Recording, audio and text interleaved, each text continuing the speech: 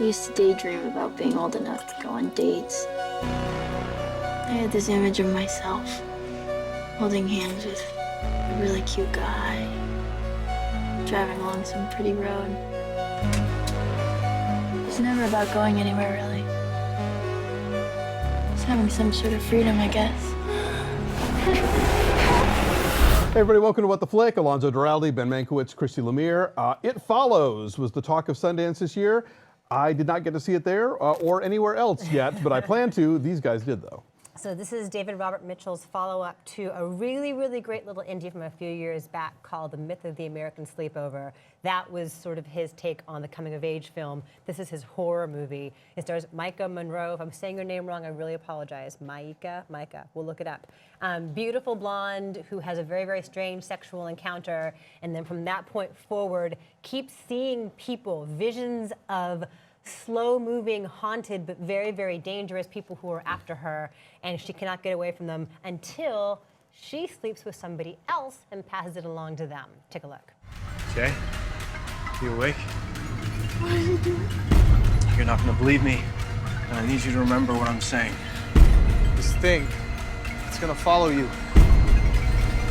Somebody gave it to me, and I passed it to you.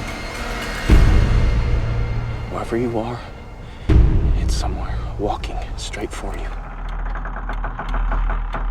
All you can do is pass it along to someone else. What exactly is supposed to be following you? I don't know. Something happened.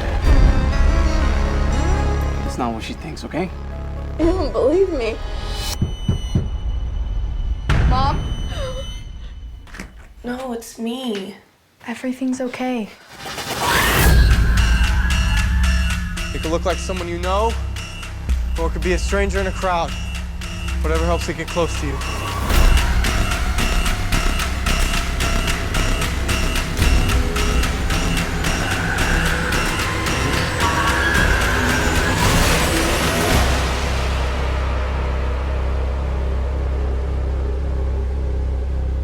It'd be very easy to look at this as like an STD allegory. And I'm not sure he means it as that. Cross with the ring, right? Yeah, I'm not, yeah, that's true. It's like a chain letter. I don't think Man, it didn't occur to me that this is an STD allegory. No? What did you think it was? In fact, when you said it, I literally thought, I don't know what an STD is. This is some sophisticated movie review term that I am unfamiliar with. But Mise en scène. right, exactly. Deus Ex Machina. Yeah. So I'm like, you guys are so smart. Okay, I got you. I don't think that's what he intended. I don't think it is either. Doesn't But feel like what it was. in the most superficial way, you can interpret it that way because you get it, you give it to somebody else. Yes. And then you don't feel so bad about yourself anymore. Well, of course, but you actually, right, you actually feel worse about yourself. I mean, in fact, because that's a big issue is that, like, it is following you, whatever it is, and only you are seeing it, and the movie has, no one believes you, of course, that anything is actually following you.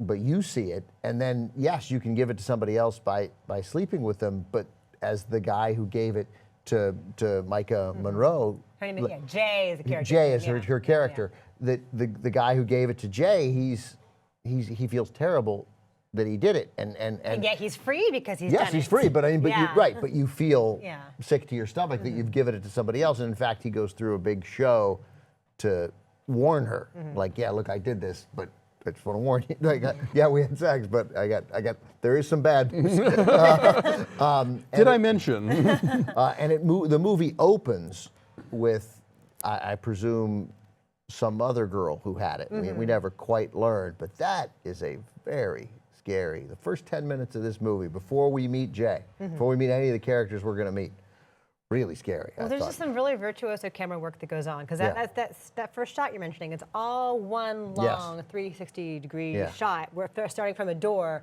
following her down the street, following neighbors as she's talking to them, following her back into the house again, following her into her car. And they're like, as she hey, drives what's going down. on? What do you need? We need some help? What's happening? And it's wordless, essentially. Right, it's essentially, she just has some perfunctory exchanges with people in the neighborhood, including her father. But she's running, but she's like, you really don't know what's going on because these people are running, but they're not running that fast.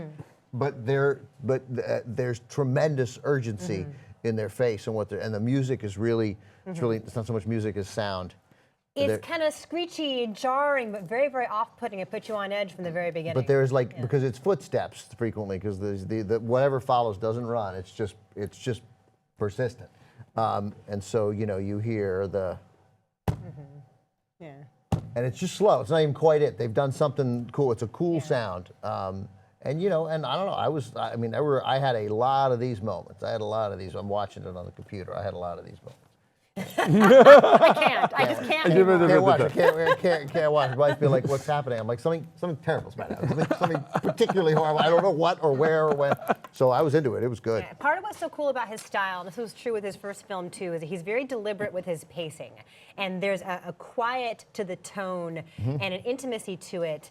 And there aren't really big jump scares. It's not like in your face with fake screechy stuff. Right. It's just it quietly builds. There's no mirror. There's no mirror moment. Yeah, there's no mirror fogging moment. Where you close the Nobody's suddenly behind bathroom. cabinet. You kept thinking there would be, but there wasn't. And the violins go. Yeah, there's none of that. But what's also cool about his films is that they really could take place at any time. I mean, they both take place in like suburban Detroit, and that's part of. I didn't even realize that until they had the 8 Mile conversation late in the movie. I didn't even pick up where it didn't matter. Yeah, no, and it could be anywhere. It could be the 70s. It could be now in terms of their clothing, in terms of like the televisions have like cathode ray tubes. Yeah. Like they're big ass TVs. They're watching their old, hair. really bad. They're watching bad Right. sci-fi. I wanted to look and see what they were watching. Yeah, the interiors are like wood paneling and bad wallpaper, but it could be now, or it could be a long time ago. That's sort of part of what's so it mesmerizing. has to be. They're about reading it. on their phone, like At one point, she's looking at something, reading a book. or screen. Yeah. But again, that's like the smallest. That's the smallest, but yeah, but it's also something I've never seen before. It was like a compact case. It was. Yeah, it wasn't like an iPhone. It was also it was a little futuristic, also in that sense. It was, it was good, man, and it was and the sort of the conclusion to it is cool. I won't give anything away, but the manner in which their big confrontation with the thing is inventive. It is, but I'm not sure it works logically in terms of. I'm not going to give it away, yeah, but there's a logic to it that I think might not be totally formed. There's a lot of the logic might not be totally formed. I mean, like I'm not quite sure how did anyone find out this is how it gets transferred? You know, I mean, no one would have known that. There's no explanation. You're not going to get an CDC report. right? But you're not going to get like there's you know, you're not going to get a big explanation of what it is. Fake news footage with patient zero. Yeah, there's none of that, right? Right. So what it is kind of there's a MacGuffin-like quality. It doesn't matter. It's scary. Sure, You're supposed to be scared of it. Right. Be scared of it. How they figured out having sex transfers it. Don't care. Yeah. Don't know. Well, there's like an urban legend kind of element to it, which Right, makes that's right. it scary and makes it timeless, which is also part of, you know, they're teenagers, and so they're going to believe this. And so there's definitely a hearkening to youth and that kind of the thing that scares you when you're young that you can't put a finger on. So If you have sex, this awful thing will happen. yeah, That's right. Yeah, right. I really loved it. And So now I think it was no ST. Right now it feels like the message that I got. You know, everybody who went to college from in the mid '80s was told basically, you know, if you have sex, you'll die.